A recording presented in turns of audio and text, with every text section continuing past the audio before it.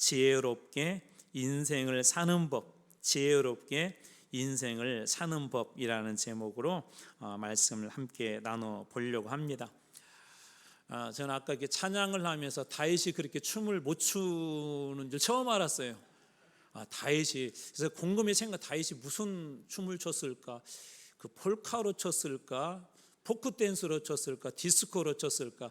막춤으로 췄을 것 같아요. 그냥 기쁜 대로, 하나님께 주신 감동대로 막 춤을 추었을 것 같아요. 그런데도 하나님께서는 그 모습을 정말 기뻐하셨습니다.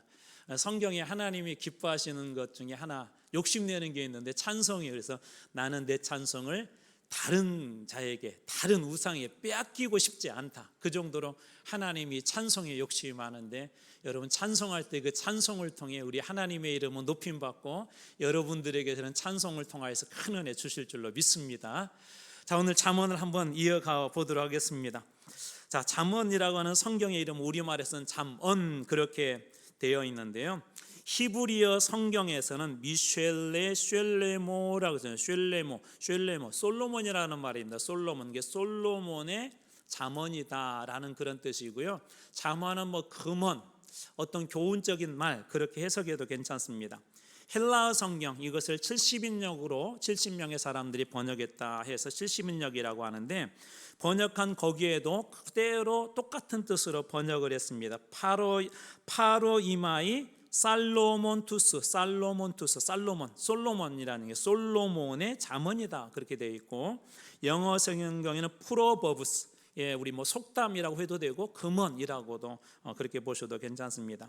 우리 한글 성경에서는 이것을 잠언이라고 되는데, 이 잠자가 경계하다, 뭐 돌침, 바늘 그런 뜻이 있어요. 그래서 여러 가지 해석이 가능한데, 우리의 인생에 이렇게 잘못 갈 때 깨우쳐주는 그런 어떤 그 말씀, 그것을 우리말 성경에서는 잠언이다라고 그렇게 번역했습니다. 이 잠언이 기록된 그 연대는 솔로몬 시대, 솔로몬은 정말 지혜로운 사람이었었거든요. 솔로몬 시대 때 주로 이 기록이 되었고, 후에 일부는 히스기야 때 이걸 편집한 사람들이 있어서 편집된 부분들이 같이 들어가져 있습니다. 그래서 기록자는 솔로몬, 또 뭐 아굴, 르무엘, 대부분이 솔로몬이지만 아굴이라든지 르무엘, 또 익명의 지혜자들도 등장합니다. 이름은 알 수가 없는데 그 사람들이 기록을 했다라고 보시면 되고요. 기록의 목적은 간단합니다. 하나님 앞에서 어떻게 살아야 될까, 어떤 것이 지혜로운 삶인가를 이 잠언이 가르쳐주고 있어요. 그러니까 하나님 앞에 어떻게 살지를 고민하는 인생들이 있다면 이 잠언을 보시면 아주 좋습니다. 핵심 내용은 여호와를 경외하는 삶이 진정한 지혜, 그리고 하나님 앞에서 여호와를 경외하며 사는 삶이 진짜 삶이다라는 게 핵심 내용이에요. 그 중에 말씀 한 절을 뽑아봐라 한다면, 오늘 우리가 읽었던 말씀, 잠언 9장 10절 말씀처럼 여호와를 경외하는 것이 지혜의 근본이요 거룩한 자를 아는 것이 명철이니라, 이 말씀을 뽑아볼 수도 있고, 또 잠언 1장 7절 말씀에도 같은 말씀이 등장합니다. 여호와를 경외하는 것이 지식의 근본이거늘 미련한 자는 무엇을 멸시한다고? 지혜와 훈계를 멸시한다. 그래서 여호와를 경외하는 삶, 그것이 진정한 지혜의 근본이라고 그렇게 이야기합니다. 그래서 지혜로운 사람은 여호와를 경외할 줄 알고 그 경외함으로부터 나오는 지혜와 훈계를 잘 받는 사람, 그 사람이 바로 지혜로운 그런 사람이라고 합니다. 그래서 지혜로운 인생을 사는 법은 말씀 한 절로 줄여봐라 그러면 저 잠언 1장 7절로 한번 줄여볼 수 있을 것 같습니다. 이 잠언 안에도 다양한 그런 특징들이 있어요. 잠언을 읽어가다 보면 이렇게 앞부분과 뒷부분이 묘하게 이렇게 대조가 되는 거 있어요. 반대로. 그래서 잠언의 첫 번째 특징은 대조를 이렇게 썼다는 것입니다. 예를 들자면 잠언 10장 23절에 보면 미련한 자는 행악으로 낙을 삼는데, 자, 미련한 자의 반대는 뭐죠? 명철이 아니라 지혜로운 자겠죠. 그래서 명철한 자는 지혜로 낙을 삼느니라. 그래서 이렇게 대조시키는 것들이 있어요. 예를 들면 잠언 29장 25절에도 사람을 두려워하면 올무에 걸리게 되거니와, 사람을 두려워하면 무엇에 걸린다고요? 올무에. 그런데 여호와를 의지하는 자는 무엇을 얻어요? 안전하리라. 우리 오전에 상처에 관한 얘기를 했어요. 그래서 형들이 해서 계속해서 그 요셉을 이 공격을 하죠. 요셉의 형들이 채색 옷을 벗기고 형들이 구덩이에 던지고 형들이 꺼내어서 이 애굽의 노예로 팔아버리고, 자, 그럴 경우에 이 상처나 사람을 두려워하게 되면 어떻게 된다고? 올무에 걸리지만 그런 중에서도 그 상처라는 이름, 내가 받은 누군가가 나를 공격했을 때 그 사람의 이름을 짓지 않고 하나님이라고 그걸 바꿔버리게 되면 하나님을 의지하는 자는 어떻게 된다고요? 안전하리로다. 그래서 이 요셉에 대한 이야기를 하면서 가장 많이 따라다니는 그 단어가 하나가 있어요. 오전에 소개 못했는데 요셉에 따라다니는 단어, 형통이라는 단어입니다. 형통. 요셉에는 늘 그 형통이 따라다녀요. 그 이유가 딱 한 가지예요. 여호와께서 함께 하심으로. 우리는 힘들고 어려우면 하나님도 잠시 떠나고 싶어 하잖아요. 그럴 때가 있잖아요. 막 기도도 싫고 예배드리기도 싫고, 어떤 분 때문에 그럴 수도 있고 나의 상황 때문에 그런 상황이라면 나 오늘 예배 나가기 싫어, 나 오늘 막 기도하기 싫어, 그럴 때 있잖아요. 그런데 그런 순간에 그걸 치환하는 거예요. 하나님으로. 그런 사람은 어떻게 된다고요? 안전하리로다. 그래서 이 잠언에 보면 이런 대조들이 많이 등장합니다. 두 번째로는 비슷한 개념을 이렇게 차례대로 열거를 시키는 것들이 있어요. 열거. 두 번째 특징은 열거인데, 잠언 1장 5절에 보면 지혜 있는 자는 듣고, 자, 지혜, 그 다음에 학식을 더할 것이고, 그 다음에 명철한 자는, 지혜와 명철한 자는 비슷한 거죠. 이런 것을 계속 열거를 함으로써 어떤 그 교훈들을 증폭시킵니다. 그래서 이런 열거에 대한 것들도, 이게 열거는 전혀 개념이 다른 게 아니라 비슷한 개념들을 옆에다 두는 것을 얘기해요. 그다음에 세 번째 특징으로는 부연, 앞에 것에 대한 것을 더 명확하게 드러나기 위해서 우리가 부연 설명한다 할 때 그 부연인데요. 예를 들자면 잠언 3장 26절, 대저 여호와는 내가 의지할 이시라. 왜 의지해야 되냐? 네 발을 지켜 걸리지 않게 하시기 때문에. 그래서 앞에 부분에 대해서 어떤 명제를 주고 거기에 대한 해석, 부연 설명을 하는 그런 내용들도 이 잠언에 보면 많이 나와 있습니다. 그리고 네 번째로 은유가 있어요. 은유. 어떤 것을, 어떤 사물을 가지고 이렇게 거기에 대비해서 쉽게 알아들을 수 있도록 하는 우리의 은유법이라고 아마 들어보셨을 것입니다. 그 은유법이 있는데요. 잠언 10장 26절. 자, 게으른 자는 그 부리는 사람에게 마치.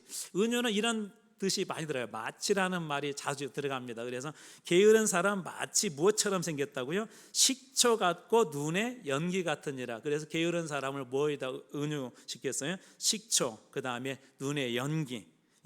또 잠언 15장 19절에도 이렇게 되어 있네요.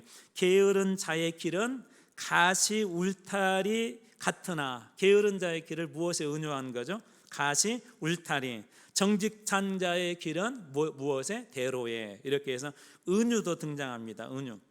그리고 다섯 번째로 이합체. 우리 예전에 한번 이것도 시편 하면서도 나눠서 시편, 우리 119편 가장 큰 시편이 히브리의 알파벳이 총 22자인데 그 8절씩 우리나라식으로 하면 가 8절, 나 8절, 그렇게 해서 22자니까 8절씩 86, 176절로 되어 있는 119장이 그렇게 썼다고 하면서 잠언에도 그런 게 있다고 그랬어요. 그래서 히브리에서는 알렙, 베트, 김멧 이렇게 나가는데 그런 순서대로 3장 10절에서 3장 31절까지는 그렇게 되어 있습니다. 이렇게 하면 좀 쉬운 점이 뭐죠? 우리 가로 시작하고 나로 시작하고 다로 시작하면 어떤 걸 외우기가 쉽죠. 그렇게 쉽게 가르치고 쉽게 외울 수 있도록, 기억할 수 있도록 그런 식으로 쓴 것을 우리가 이합체라고 해요. 이합체. 그래서 10절에 보면 알렙으로 시작하고 11절에 보면 베이트로 시작하고 그 다음 12절에 보면 김멜로 시작하고, 그래서 우리 영어로 하면 A, B, C, 우리로 하자면 가나다, 기억년, 그렇게 쓰여 있는 게 그 잠언의 특징입니다. 이 특징을 조금 알면 잠언을 보실 때 여러분들이 훨씬 더 눈에 잘 들어옵니다. 앞에 지혜에 대한 이야기를 하고 반대되는 개념을 얘기하거나 또 어떤 은유를 해주거나 혹은 부연 설명해 준 이것이 이런 구조들을 이해하게 되면 잠언의 말씀을 읽을 때 훨씬 더 좀 풍성해집니다. 그래서 이런 잠언의 특징들도 여러분들이 한번 머릿속에 한번 넣어두시고 나중에 잠언을 읽을 때 한번 그렇게 보시면 좋겠다는 생각이 듭니다. 참고로 잠언은 총 31장으로 되어 있거든요. 31. 그래서 우리 보통 날짜가 31일로 되어 있잖아요. 그래서 매일매일 한 장씩 읽으면 정말 좋습니다. 그래서 매일매일 잠언의 그 말씀들을 한 달 동안 계속 반복하는 거예요. 오늘 1일 날은 1장, 2일 날은 2장. 그러면서 그 속에서 주는 메시지를 듣는 것도 좋은 묵상의 방법 중에 하나입니다. 이 잠언의 구조를 보면은 총 7개로 나눠볼 수가 있어요. 그냥 이것은 머릿속에 한번 그냥 대충 넣어두세요. 첫 번째 부분은 1장에서 9장인데 다윗의 아들 이스라엘의 왕 솔로몬의 잠언이다 라고 그렇게 시작합니다. 그래서 1장에서 9장까지는 누가 그렇게 표시가 됐어요. 다윗의 아들 이스라엘의 왕으로서의 솔로몬의 잠언. 그리고 10장 1절에서 22장 16절까지는 솔로몬의 잠언 그렇게 되어 있고요.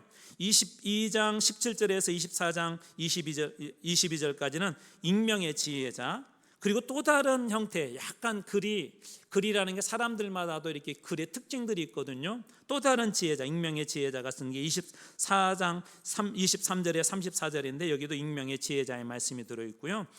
여기 25장에서 29장이 솔로몬의 잠언인데 이게 훗날 솔로몬이 기록한 것이 아니라 히스기야의 신하 중에 어떤 사람, 편집을 하는 사람이 편집을 해서 이렇게 집어넣은 잠언도 있습니다. 그리고 이제 30장은 야게의 아들 아굴의 그 잠언이다라고 그렇게 되어 있고 31장은 르무엘이라는 왕이 있었는데 누군지는 뭐 정확히 모르겠어요. 근데 그 왕이 있었던 것 같아요. 그래서 르무엘의 왕 어머니의 그 훈계 그 잠언이 들어 있습니다. 그래서 잠언은 대체적으로 이렇게 솔로몬, 그다음 익명의 지혜자, 아굴, 르무엘의 어머니 등이 이렇게 기록했다라고 이 잠언의 구조를 생각하시면서 그렇게 한번 보시면 전체적으로 그림이 좀 들어올 것 같습니다. 이 잠언에 중요한 몇 가지 단어들이 있는데 많이 있는데 그 중에 짧게 한 두세 가지만 살펴보도록 하겠습니다. 첫 번째로는 지혜라는 말이에요. 지혜를 히브리어로 호크마라고 합니다. 지혜를 뭐라고 한다고요? 호크마. 그래서 이 잠언에서 중요한 단어가 뭐냐면 그 지혜예요. 아까 우리 전체 이 제목도 뭐였었죠? 잠언을 이렇게 잡아보자. 지혜롭게 인생을 사는 법. 그래서 잠언에서 중요한 단어가 이 지혜입니다. 자, 오늘 우리가 읽었던 말씀인데 한 번 더 읽어볼까요? 잠언 9장 10절 같이 읽습니다. 시작. 여호와를 경외하는 것이 지혜의 근본이요 거룩하신 자를 아는 것이 명철이니라. 여기 지혜라는 말이 호크마라고 써 있어요. 호크마. 나중에 한번 기회가 되면 우리 시편 보면서도 우리 똑같은 단어인데 예를 들자면 테힐림 근데 어떤 데 가면 우리말에서는 찬송으로 번역이 되고 어떤 데는 찬양으로 번역되기도 하고 그러거든요. 이게 우리말에서는 다른데 똑같은 단어로 쓰이기도 하고 똑같은 찬양 그런데 어떤 때는 쉬르 그렇게 쓰고 어떤 데는 이게 찬양이라고 한글로 되어 있지만 어떤 데는 쉬르 이게 노래하다는 뜻이라고 그랬잖아요. 그렇게 써 있는 것도 있고 어떤 데는 테일림 그렇게 되기도 하고 또 악기로 찬양하는 자마 이 악기로 찬양한다는 말인데 거기에서 악기로 찬양한다 그렇게 되고 그냥 찬양한다 그렇게 써 있거든요. 근데 이런 것을 원어로 좀 구분할 필요성이 있는 게 그러면 그 시편의 말씀이 확 들어옵니다. 마찬가지로 잠언도 마찬가지예요. 특별히 이 지혜라는 단어를 볼 때 가장 중요한 그 히브리어가 뭐냐면 호크마예요. 호크마 이것은 그 호크마인데 그런 부분에 대해서 여러분들이 좀 자세히 명확하게 한번 보면 좋겠다는 그런 생각이 듭니다. 이 지혜라는 말, 호크마라는 말은 이 기술을 응용하는 어떤 특별한 지혜를 가진 사람이에요. 예를 들자면 이제 솔로몬이 성전을 이렇게 건축을 할 때 거기를 도와주러 온 사람이 있어요. 예전 부살렐, 오홀리압 이 사람들을 이렇게 성경에 써 있습니다. 지혜로운 자. 그 지혜로운 자 할 때 그 지혜가 호크마예요. 이 사람들이 하나님 지혜를 주셔서 하나님의 일을 잘 정교하게 할 수 있도록 그런 그 지혜를 주셨는데 하나님으로부터 온 지혜 이게 바로 호크마입니다. 저는 여기에는 우리 청년들과 우리 아이들과 특별히 여러분의 자녀들이 이 하나님의 호크마 이 지혜를 소유하기를 주님의 이름으로 축복합니다. 이 호크마가 정말 이 잠언에서는 그 중요해요. 그리고 두 번째 단어는 훈계라는 말이에요. 훈계, 무사르라는 말이 히브리어로 뭐라고 한다고요? 무사르. 훈계 또 징계라는 뜻도 있어요. 우리 훈계한다는 말인데 이걸 징계한다는 그런 뜻도 있고요. 또 교훈한다는 그런 뜻도 있습니다. 그래서 우리말에는 징계한다고도 표시하고 있고 어떤 데는 훈계한다 표시하기도 하고 어떤 데는 교훈한다 그렇게 표시하기도 하는데 잠언 4장 1절 한번 봐볼까요? 한번 우리 방금 제가 했던 내용들 하나씩 한번 짧게 보겠습니다. 잠언 4장 1절 같이 한번 읽어보겠습니다. 시작. 아들들아 아비의 훈계를 들으며 명철을 얻기에 주의하라. 여기 훈계라는 말이 그 무사르예요. 무사르. 자, 그리고 잠언 4장 13절 이거 쉬운 성경으로 한번 보겠습니다. 쉬운 성경으로. 자, 같이 한번 앞에 나와 있는 것으로 여러 한번 읽어 보실래요? 앞에 나와 있는 것으로 같이 읽습니다. 시작. 교훈을 굳게 붙들고 놓지 말라. 교훈을 잘 지키어라. 그것이 내 생명이다. 이게 우리 원래 성경에는 훈계로 되어 있는데요. 쉬운 성경에는 이 부분을 교훈으로 이렇게 번역을 했어요. 왜 그러냐면 무사르가 훈계라는 말도 되고 징계라는 말도 되고 교훈이라는 말도 되기 때문에 그렇습니다. 근데 그것을 뭐라고 해야죠? 굳게 붙들고 그 교훈을 잘 지켜래요. 왜 그렇게 해야 된다고? 그것이 내 생명이기 때문에, 사는 길이기 때문에. 그래서 이 훈계는 절대 버려서는 안 된, 우리 사는 길이 그 훈계 안에 있다는 것입니다. 그리고 심지어 이 훈계라는 말이요, 징계라는 말도 있는데 여러분 프린트물에 보시면 잠언 22장 15절에 이렇게 되어 있어요. 아이의 마음에는 미련한 것이 얽혔으나 징계하는 채찍이 이를 멀리 쫓아내리라. 아이의 마음속에 미련한 것이 있을 때, 이 프린트물의 2페이지 최고 위쪽입니다. 아이의 마음에 미련한 것이 이렇게 얽혀 있는데 그때 징계하는 채찍은 이를 멀리 쫓아낸대요. 이 징계라는 말이 방금 읽어드렸던 그 무사르입니다. 무사르.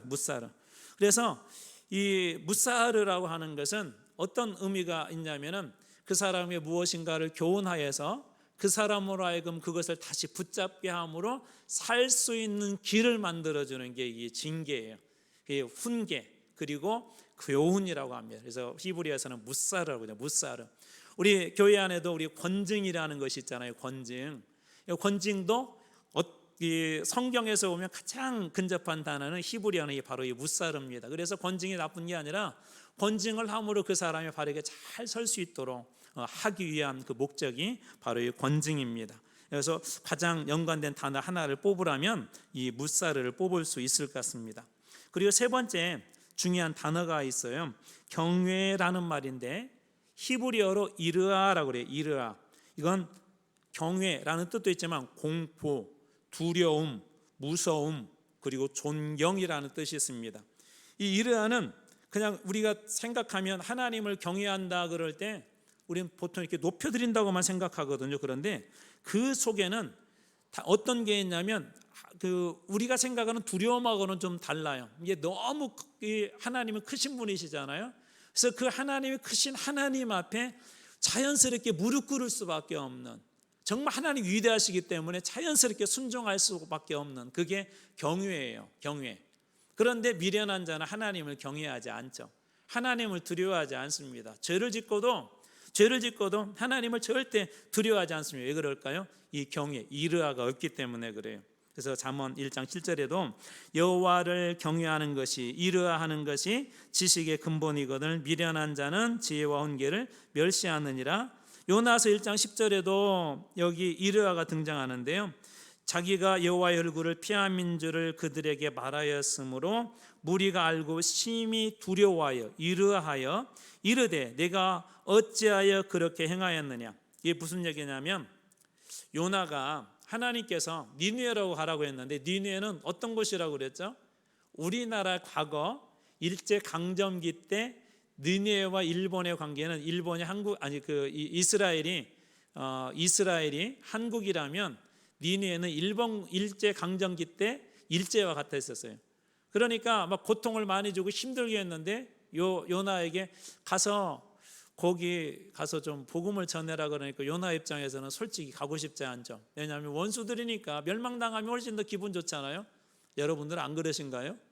좀 막 나를 힘들게 한 사람이 안 되면 그럴 수 있잖아요. 그래서 요나는 저는 싫습니다. 선지자인데도 그래서 도망가잖아요.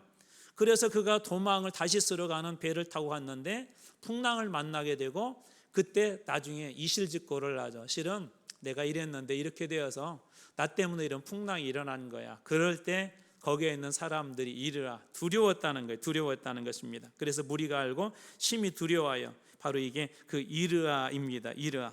그래서 결국은 나중에는 어떻게 하죠? 이제 이 일들이 다시 요나가 원래 자리로 돌아오게 되고 가서 그곳에 가서 그 땅이 멸망할 것이라 선포하게 되고 많은 사람들이 돌아오는 그런 역사들이 일어나게 됩니다. 하나님을 경외하는 것은 우리 신앙에서 정말 중요합니다. 기독교는 하나님 없는 그런 종교는 상상할 수 없습니다.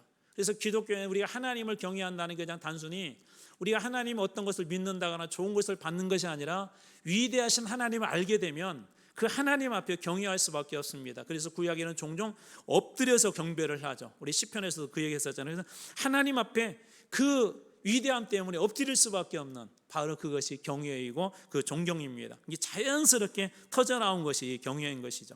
저는 여러분들이 이 잠언서를 공부할 때 여러분의 자녀들이 우리 청년들이 우리 잠언을 공부하면서 하나님을 그렇게 경외하는 법을 다 배우시기를 주님의 이름으로 축원합니다. 자, 그리고 이 잠언의 목적들이 있어요. 잠언을 왜 기록했을까? 목적은 아까 우리 보았던 말씀이기도 하지만 몇 가지로 조금 더 구분해서 보자면 우리 1장 2절에서 7절에 그 목적이 잘 기록되어져 있는데요. 자, 괄호 넣기를 한번 해보겠습니다. 정답은 있지만 못 본 척 하시고 한번 여러분 가지고 있는 프린트물에다가 한번 넣어보시면 좋을 것 같아요. 자, 지혜와 무엇을 알게 한다고요? 훈계를 알게 한대요. 이 잠언을 읽으면 우리가 지혜를 얻고 훈계를 안대요. 우리에게 교훈이 되는 가르침을 이게 알려준대요.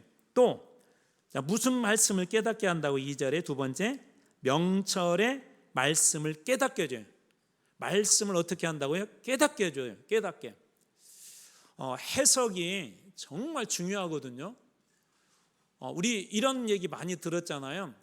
물을 이렇게 보고 반절밖에 없을 때 사람마다 조금씩을 해석하는 게 다르죠. 어떻게 해석한다고? 어떤 사람은 물이 반밖에 없네 그런 사람이 있는가 하면 어떤 사람은 아직도 반이나 있네. 자, 이렇게 해석을 하게 되면 그 해석에 따라서 그 다음 행동과 마음이 달라질까요? 근데 다시 똑같을까요? 달라지죠. 그렇죠. 이게 어떻게 해석하느냐에 따라서 그 다음에 행동이 달라져요. 우리 오전에 요셉도 어떻게 보면 해석이 우리들하고는 전혀 달랐던 거예요. 상처를 바라보는 해석이. 다윗도 달랐죠. 원수 같은 존재를 바라보는 그 해석이 달랐어요. 그런데 이 잠언의 말씀은 우리가 잘 해석할 수 있도록 말씀을 깨닫게 해준대요. 말씀을 깨닫게 해준대요. 하나님의 말씀은 저는 가장 감동되는 말씀 중에 이 말씀이에요. 듣는 자는 살아나리라. 듣는 자는 살 것이래요. 이게 여러분 인생 중에 정말 힘들고 막 죽고 싶고 앞에 탈출구가 보이지 않고 어렵고 힘들 때는 어디 가서 탈출구를 찾아야 되냐면 말씀 앞에서 찾으셔야 돼요. 왜? 하나님의 말씀 앞에 길이 있으니까. 예수님 뭐라고 말씀하시죠? 예수님께서는 이 땅에 말씀으로 오셨거든요. 태초에 요한복음 1장 1절에 보면 말씀이 계시니라. 이 말씀이 하나님과 함께 계신 이 말씀은 곧 하나님이시니라. 이게 하나님 이퀄 뭐예요? 말씀이에요. 이게 말씀과 함께 한다는 것은 그 사람이 누구와 함께 하고 있는 거예요?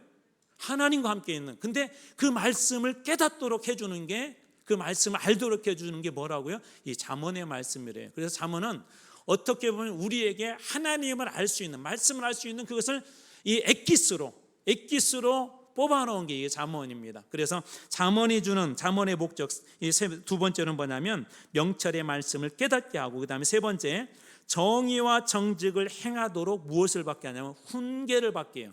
정의와 정직. 오늘 이 시대에 무너진 것들이 이런 거 아니에요?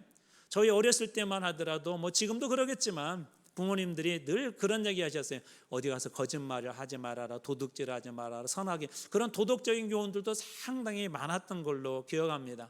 근데 요즘은 그런 것도 없어요.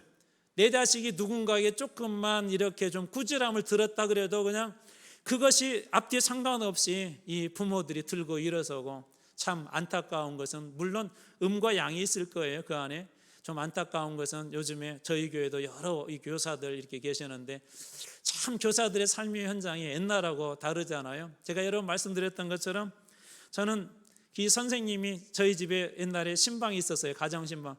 저희 고 중3 때 선생님은 체육교사였는데 이분은 첫 번째, 두 번째 집 가면 그 다음부터 해롱해롱 다니면서 가정마다 이렇게 방문을 하셨어요.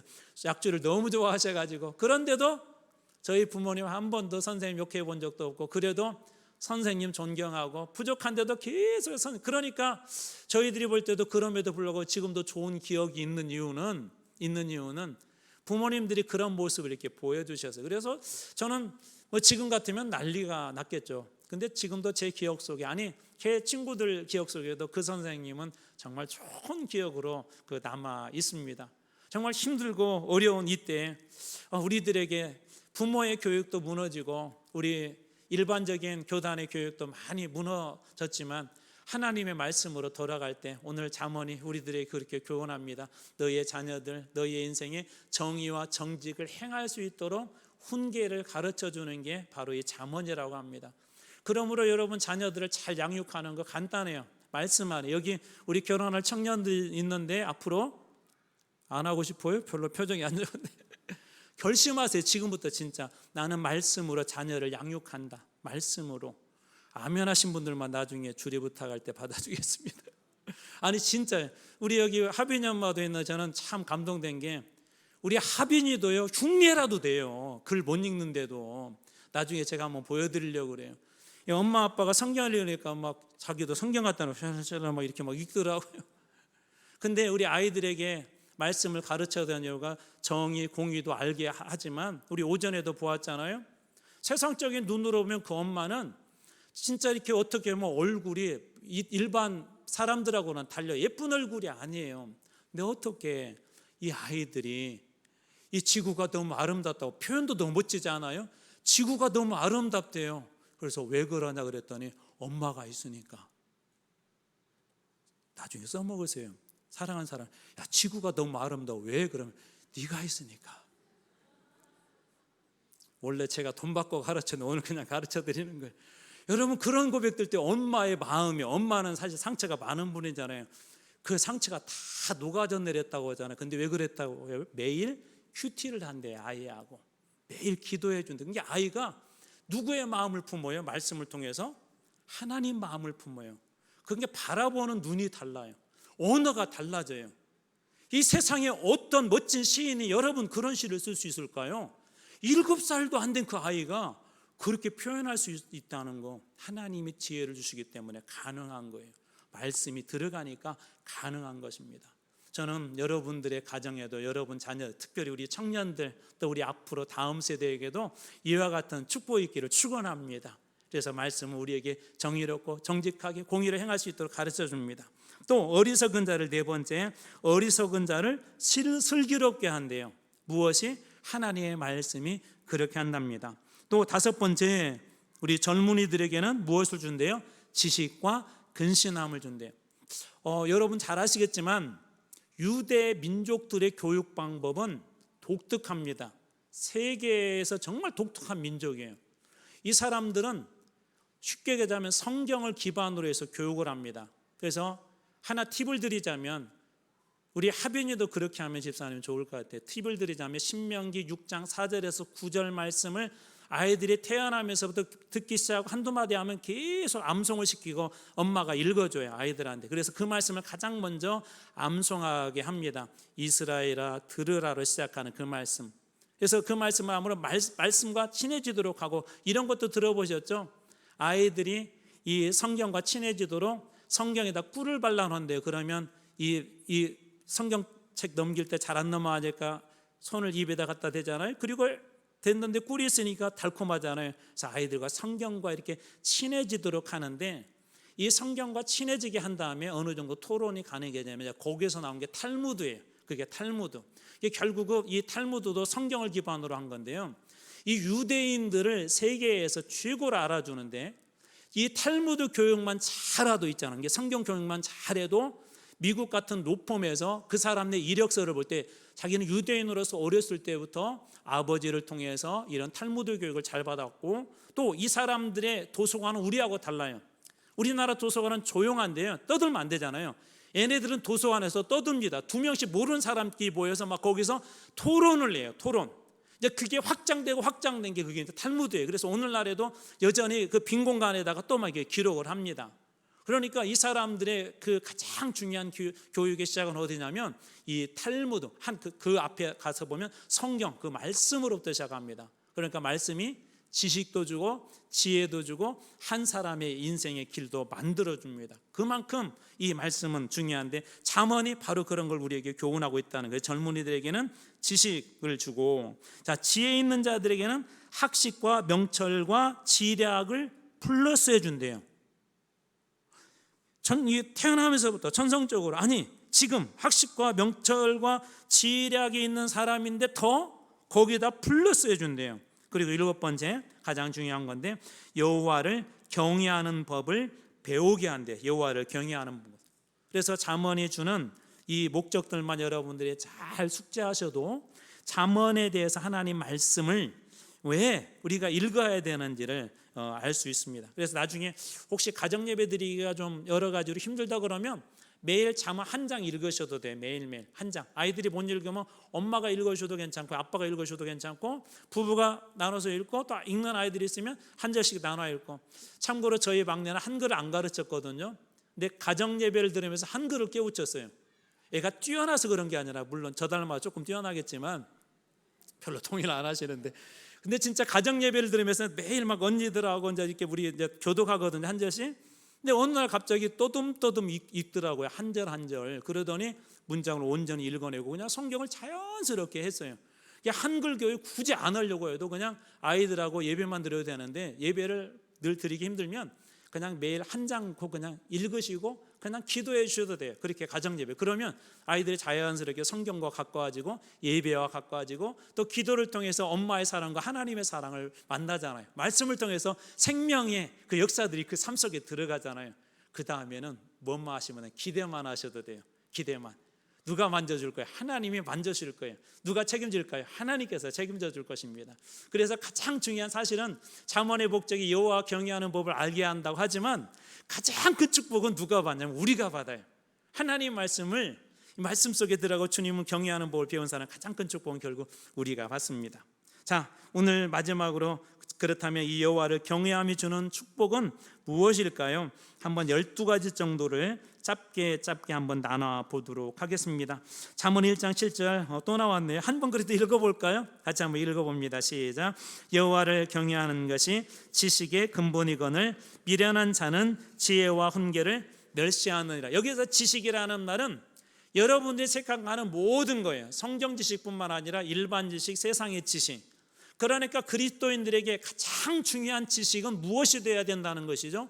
여호와를 경외하는 것, 하나님을 경외하는 것. 하나님을 경외할 줄 아는 게 이 지식의 근본이래요. 아무리 그 사람이 영재이고 아무리 그 사람이 뛰어난 사람이고 아무리 그 사람이 지금 세계에서 어떤 분야 1등을 한다 할지라도 여호와를 경외하지 않는 그 지식은 저 밑에 있다는 것입니다. 그래서 여러분들이 가장 먼저 가나다도 중요하고 1, 2, 3, 4도 중요하고 덧셈 뺄셈도 중요하지만 우리 아이들에게 하나님 경외하는 법을 가르치십시오. 하나님 경외하는 법. 바로 그때 이 경외하는 법이 주는 그 유익은 뭐냐면 그 아이의 지식의 기초가 세워질 거예요. 여러분, 큰 건물일수록 기초가 든든합니다. 큰 건물일수록 기초가 훨씬 더 깊이 이게 파입니다. 기초가 든든하게 되면 이 건물은 어떤 상황에서도 흔들리지 않습니다. 진짜인지는 모르는데 이런 얘기를 들었어요. 일본이 지진이 많잖아요.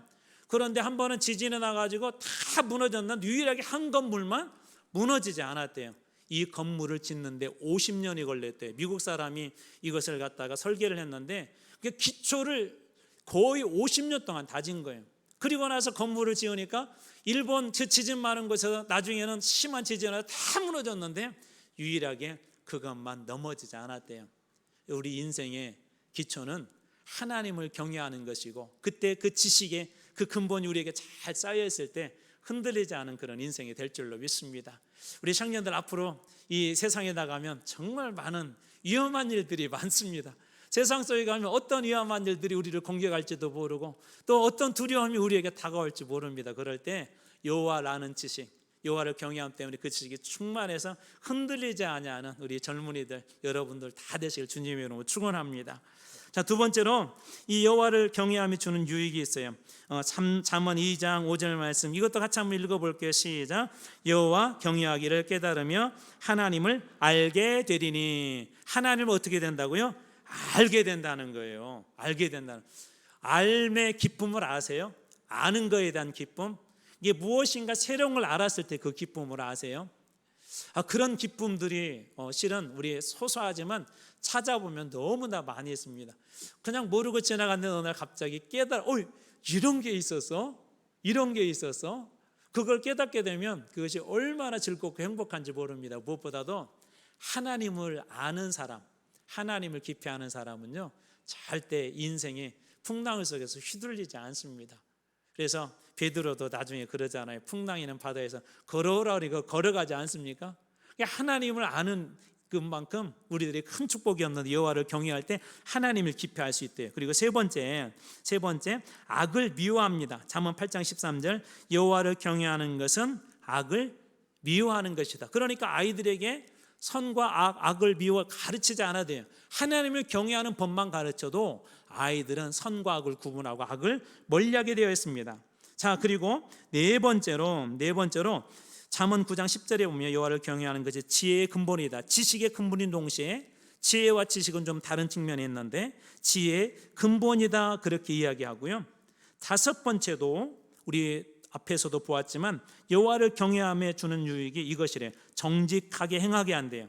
그래서 잠언 14장 2절에 보면 정직하게 행하는 자는 여호와를 경외하여도, 바꿔볼게요. 여호와를 행하는 자는 정직하게 행한다. 사회생활을 하다 보면 충돌이 될 때가 있어요. 내 신앙과. 그런데 그때 여호와를 경외하는 사람은 그럼에도 불구하고 정직하게 나갑니다. 우리 다니엘이 그런 사람이 있었잖아요. 아무도 보는 사람 없잖아요. 그냥 그날 하나님 앞에 하루에 3번씩 예루살렘으로 늘 기도하고 예배드렸던 사람인데 그냥 잠시 멈추면 돼요. 한 달만. 그러면 자기 자리도 유지하고 그렇게 할 수 있는데 그렇게 하지 않았어요. 여전히 여호와의 길로, 여호와께서 말씀하신 길로 예배드리는 자리, 죽을 줄 알고 사자굴에 던질 줄 알면서도 그 길을 똑바로 갑니다. 정직하게 행한 그 길을 이 다니엘이 지켰던 것이죠.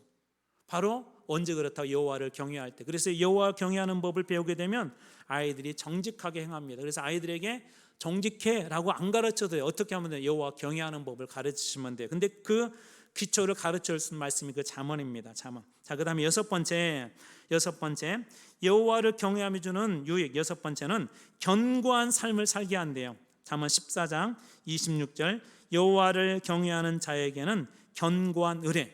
무슨 얘기냐면 그냥 딱 달라붙어 있는 상태를 얘기하는 거예요. 딱 제가 예전에 얘기했잖아요. 어느 선교사님이 설교를 하고 이제 떠나게 되었는데 한 청년이 도전을 받고 어떻게 하면 제가 흔들리지 않는 인생을 살 수 있겠습니까? 그러니까 이 볼펜에 어떻게 설 수가 있죠? 그러니까 그 청년이 그랬대요. 선교사님 꽉 붙잡고 있으면 절대 넘어지지 않죠. 그때 선교사님이 그 청년에게 이렇게 이야기했대요. 인생이 흔들려야 하면 하나님께 꼭 붙잡히십시오. 그러면 당신의 인생은 절대 흔들리지 않을 것입니다. 이게 견고한 의뢰예요. 그래서 하나님 앞에 이 붙잡히는 인생은 넘어지지 않는데, 그것이 언제? 여호와를 경외하는 자에게는 이 견고한 의뢰, 이 견고함을 주신다, 그렇게 이야기합니다. 일곱 번째, 여호와를 경외함이 주는 일곱 번째 유익은 생명의 샘이 된대요. 그래서 14장 27절, 여호와를 경외하는 것은 생명의 샘이니 사망의 그물에서 벗어나게 하느니라. 그래서 생명의 샘이, 살리는 샘이 된답니다. 많은 사람을 살리는 생명의 샘이 되고 자신의 삶이 살아나게 되는 그런 샘이 된대요. 여호와를 경외할 때 그런 일들이 일어난다고 합니다. 그 다음에 여덟 번째, 여호와를 경외함이 주는 유익, 여덟 번째는 잠언 15장 16절, 같이 한번 읽어보겠습니다. 시작. 가산이 적어도 여호와를 경외하는 것이 크게 부하고 번뇌하는 것보다 나으니라. 무슨 얘기냐면 부족해도 남들보다 더 나은 삶을 살 수 있대요. 우리 비교하기 좋아하잖아요. 사울이 비교 때문에 무너졌지 않습니까? 그런데 남들보다 여호와를 경외하는 사람 더 나은 삶을 산대요. 그래서 초대교회 그리스도인을 보면서 그런 질문들이, 저 사람들은 핍박도 당하고 저렇게 어려운데 왜 저렇게 행복하지? 없는데 더 행복한 거예요. 부족한데 더 행복한 거예요. 왜 그럴까요? 여호와를 경외하기 때문에 다른 사람들보다 더 나은 삶을 살 수 있었던 것입니다. 아홉 번째, 여호와를 경외함이 주는 유익. 아홉 번째는 악에서 떠남. 잠언 16장 6절입니다. 여호와를 경외함으로 말미암아 악에서 떠나게 되느니라. 그리고 열 번째, 여호와를 경외함이 주는 유익은 생명에 이르게 한대요. 잠언 19장 23절에 보면 여호와를 경외하는 것은 사람으로 무엇에 이르게 한다? 생명에 이르게 한대요. 그러니까 이런 사람은 절대적으로 사망에 이를 수가 없습니다. 넘어질 수 없습니다. 그래서 이 여호와를 경외하는 자는 마치 독수리가 날개치며 올라가는 것처럼 지금은 땅바닥에 있지만 하늘을 바라보며 사는 인생이기 때문에 결국은 그 하늘의 생명, 천국의 생명에 이르게 된다고 합니다. 그리고 여호와를 경외하며 주는 11번째 유익은 한번 같이 읽어보겠습니다. 잠언 22장 4절입니다. 같이 한번 읽어볼게요. 시작. 겸손과 여호와를 경외함의 보상은 재물과 영광과 생명이니라. 자, 재물과 영광과 생명이니라. 저는 이 축복이 여러분들에게 되기를 축복합니다. 저는 정말 그런 바람이 있어요. 우리 청년들 중에 돈 많이 버는 사람 좀 많이 나왔으면 좋겠어요. 근데 거기서만 아멘 하시면 안 돼. 더 중요한 게 있어요. 그 돈을 어떻게 멋지게 쓰는지 보여주는. 우리 진짜 돈은 많이 벌었는데 정말 지저분하게 쓰는 사람들 많잖아요. 엉뚱한데 자기 자신만 돈으로 사람을 살리고 생명을 살리고 세상을 살리고 어두운 곳에 빛을 주고 절망 있는 곳에 희망을 줄 수 있는. 그래서 하나님께서 정말 선한 부자들, 거룩한 부자들. 저는 여기에 있는 우리 청년들이, 진영이 어디 갔어요? 진영이 가장 중요한 진영이가 없네.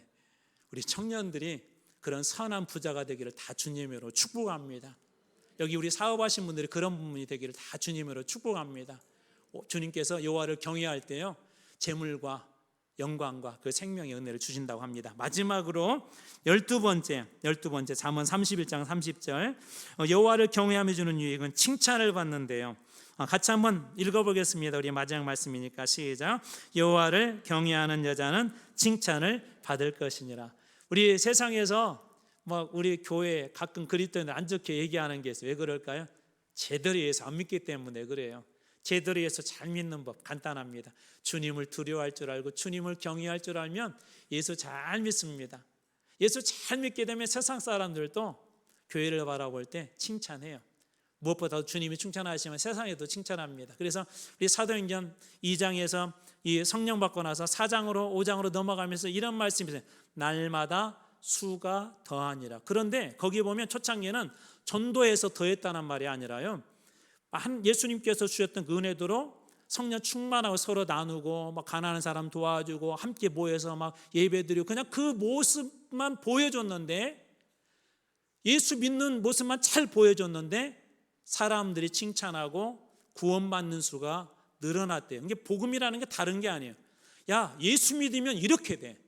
야, 예수 믿으면 나하고 상관없는 사람도 이렇게 정말 행복할 수가 있어. 야, 예수 믿으면 절망 중에서도 이렇게 웃으면서 행복하게 살 수 있어요. 그거 보여주는 게 세상 사람들에게 복음 아닐까요? 힘들고 어려울 때, 그럴 때 여러분을 누군가 보면서 야, 나도 저 사람처럼 정말 행복해 보고 싶다. 야, 나도 저 사람처럼 정말 마음껏 웃어보고 싶다. 나도 저 사람처럼 다른 사람과 만나서 정말 즐겁게 지내고 싶다. 그런 모습 볼 때 도대체 쟤는 왜 저렇게 행복하고 웃음이 많고 저렇게 즐거운 거지? 없는데도 왜 저렇게 보이는 거지? 그럴 때 그 뒤에서 역사하시는 하나님의 모습을 보여주는 거, 보이는 복음, 바로 그게 진정한 복음을 나누는 것 아닐까요? 저는 여러분들이 이제 다음 우리 한 번 더 잠언을 나누게 되겠지만, 이 잠언의 말씀을 나눌 때 그 하나님의 경외함들이 다시 회복이 되어져서 여러분이 움직이는 복음으로 세상에 귀하게 쓰임받는 여러분들 다 되시길 주님의 이름으로 축원합니다.